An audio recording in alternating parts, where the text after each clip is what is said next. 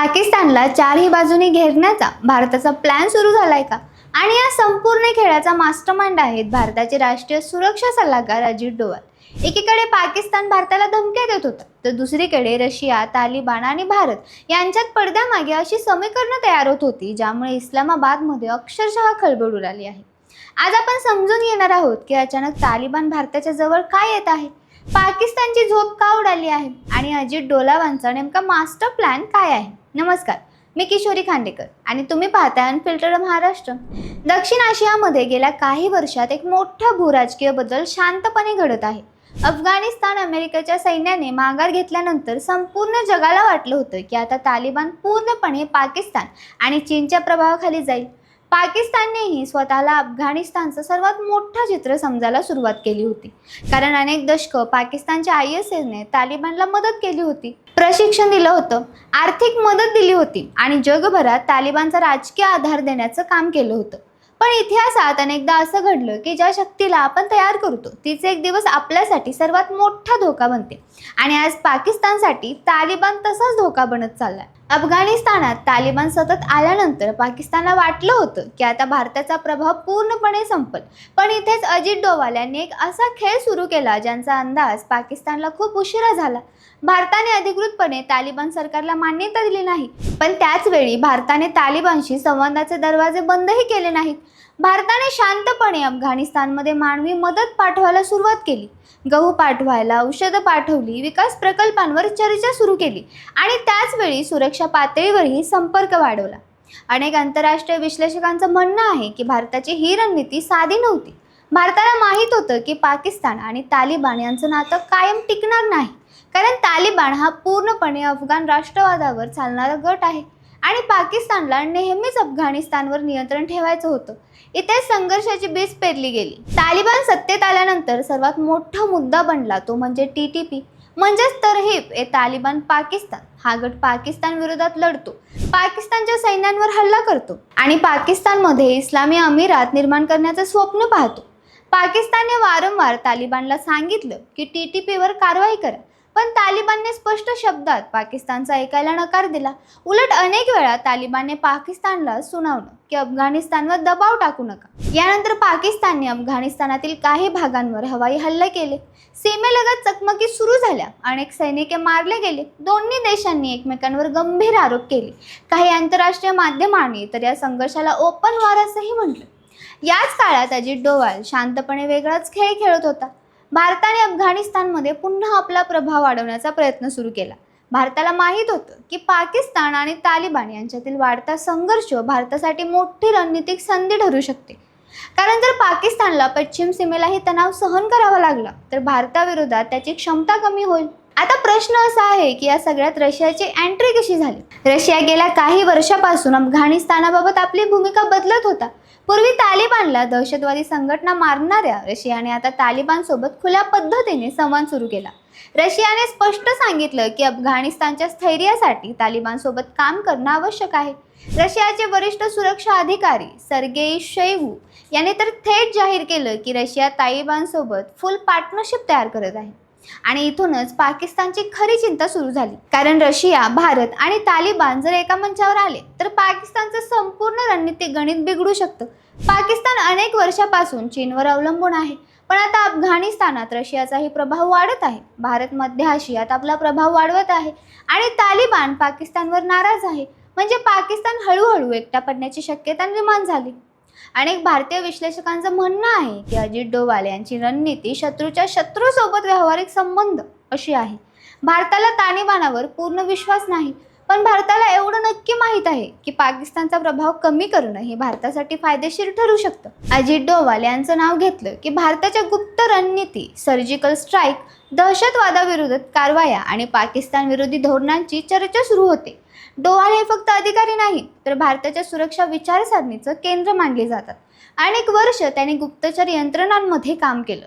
पाकिस्तानमध्ये अंडरकव्हर ऑपरेशन्स केल्याच्या कथा आजही चर्चेत आहेत. त्यामुळे जेव्हा तालिबान आणि रशियासोबत भारताचे संबंध वाढताना दिसतात तेव्हा अनेकांच्या नजरा थेट डोवालांकडे वळतात. याच काळात अजून एक महत्त्वाची गोष्ट घडली. भारताने मध्य आशियाई देशांसोबत अफगाणिस्तानच्या स्थैर्यावर चर्चा वाढवली. सुरक्षा बैठकांमध्ये भारताने स्पष्ट सांगितलं की अफगाणिस्तानची जमीन दहशतवादासाठी वापरली जाऊ नये.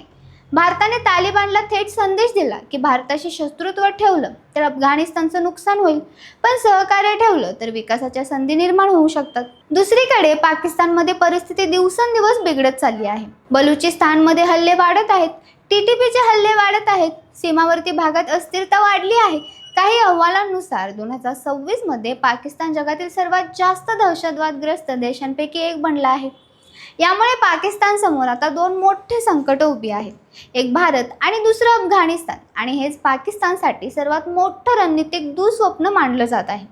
पण इथे एक महत्त्वाचा प्रश्न निर्माण होतो, भारत खरंच तालिबानवर विश्वास ठेवतो का? उत्तर आहे पूर्णपणे नाही. भारताला तालिबानची विचारसरणी माहीत आहे.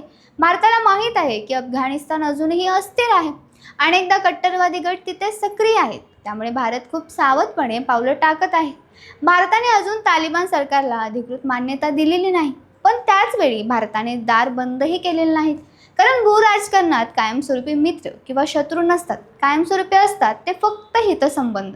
याच पार्श्वभूमीवर काही बातम्यांमध्ये तालिबानने अफगाण हिंदू आणि शीख समुदायाला परत येण्याचं आवाहन केल्याचंही समोर आलं.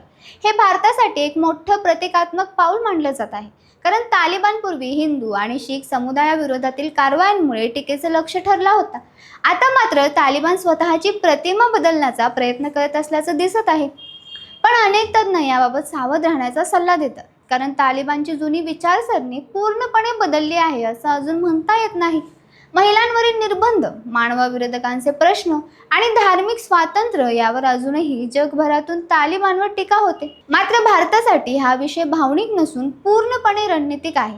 भारताला अफगाणिस्तानमध्ये पुन्हा पाय रोवायचे आहेत. कारण अफगाणिस्तान हे मध्य आशियाचं प्रवेशद्वार मानलं जातं.